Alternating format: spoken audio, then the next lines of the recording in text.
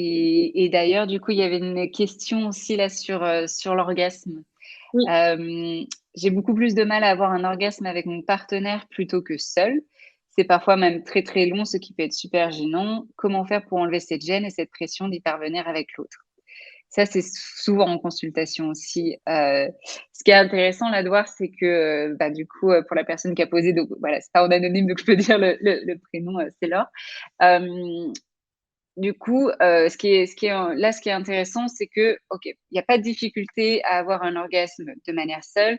La difficulté, c'est plutôt avec le partenaire parce que, bah, du coup, quand il y a un partenaire ou une partenaire, il y a d'autres enjeux aussi. Il y a le regard de l'autre, il y a des fois souvent son propre regard, en fait, vis-à-vis de soi.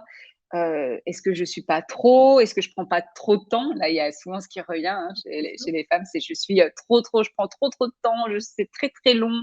Et du coup, bah, mon partenaire en face, on n'est pas du tout dans le même rythme. Parce que souvent, là, dans les couples hétérosexuels, ça va être que, bah, pour les hommes, ça va être plutôt rapide l'excitation et donc très rapide à arriver à l'éjaculation, et qui va faire souvent sonner le glas et la fin du rapport sexuel pénétratif. Et puis pour les femmes, ce qu'on entend souvent, c'est que ça prend, du temps. Et souvent, ce que je leur dis: «Mais c'est tout à fait OK, tout à fait, en fait, normal que ça prenne du temps». C'est dans la physiologie aussi, que ça prenne 20-30 minutes, voire plus. Vous êtes tout à fait, normal, quoi, par rapport à ça. Et donc, déjà aussi, c'est de se dire, donc ça, c'est de se dire que c'est normal, mais aussi c'est de se dire effectivement, si je me mets cette pression-là ou si je suis pas complètement confortable, ça va être plus difficile pour moi de lâcher prise, de vraiment être dans mon corps, dans mes sensations. Et donc peut-être aussi c'est pour ça qu'il y a une difficulté, ou que ça prenne plus de temps par rapport à l'orgasme. Donc là, ça va être intéressant aussi, pour Laure, bah, de se demander de quoi elle a besoin, pour être complètement dans l'expérience, de cette vie intime.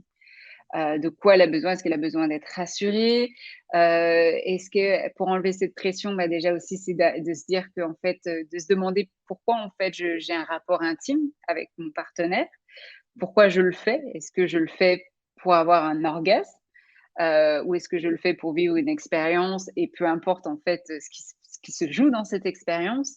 Donc voilà, c'est tout des cheminements, souvent c'est des petites déconstructions, venir jouer sur les croyances, venir jouer sur de la réassurance et puis peut-être des fois sur effectivement l'exploration, du corps, même si là, de ce que je lis, je pense que de ce côté-là, il y a plutôt, OK.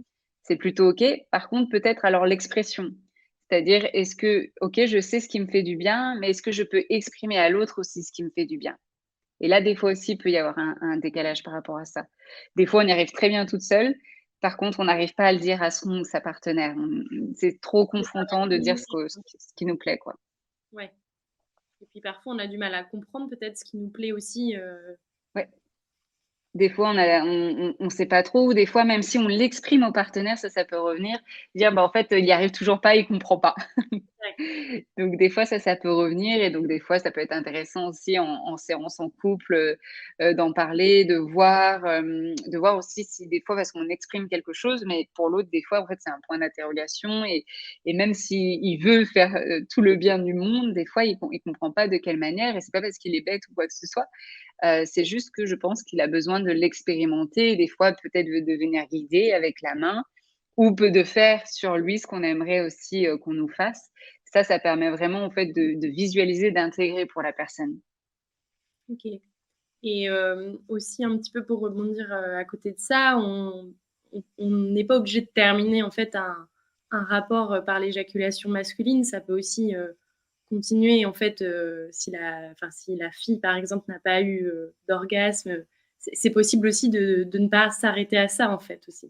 Ouais, tu as bien fait de le mentionner effectivement, effectivement, parce que ça reste la majorité, même un très gros pourcentage qui s'arrête à l'éjaculation et même, si des fois le partenaire dit: «Mais nous, on pourrait continuer après», des fois pour certaines femmes, c'est: «Non, non, mais c'est bon, OK, tu es venue». En fait, c'est aussi le fait de voilà, je ne veux pas être trop demandée, être trop longue, c'est souvent ça ce qui revient dans la sexualité comme si, on voulait pas prendre voilà, on voulait prendre une toute petite place et surtout essayer de se faufiler pour rentrer dans la pièce du puzzle, de l'homme là, sinon on est dans un couple hétérosexuel et si on arrive à se détacher un petit peu de tout ça et à prendre sa place, En fait, Mmh. là, il y aurait beaucoup plus de liberté, encore une fois, par rapport au désir, par rapport au plaisir, féminin.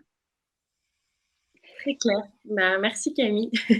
Et donc oui, effectivement et donc si le rapport, si le la personne, si le partenaire a éjaculé et ben, on peut très bien continuer, les rapports intimes, on peut très bien continuer la pénétration vaginale avec si on a envie, avec des sextoys, avec des doigts et cetera ou des stimulations clitoridiennes ou des seins. Bref, il y a plein de choses possibles, ça dépend de chaque personne et d'en discuter du coup au sein du couple. Donc la clé de tout ça finalement, ça reste quand même la communication. Ça, il y a pas photo. Et faut pas pareil hésiter à en parler à, bah, une sexologue si jamais, on a du mal à sortir de cet épisode un peu compliqué, quoi. Ouais, ou si on a du mal aussi à le communiquer avec le ou la partenaire, des fois, bah, d'avoir une personne tierce, des fois ça rassure aussi de dire: «Bah, voilà, on pourra l'aborder dans un cadre qui est bienveillant, qui est rassurant» et ça permet d'avoir des déclics aussi. OK, très bien.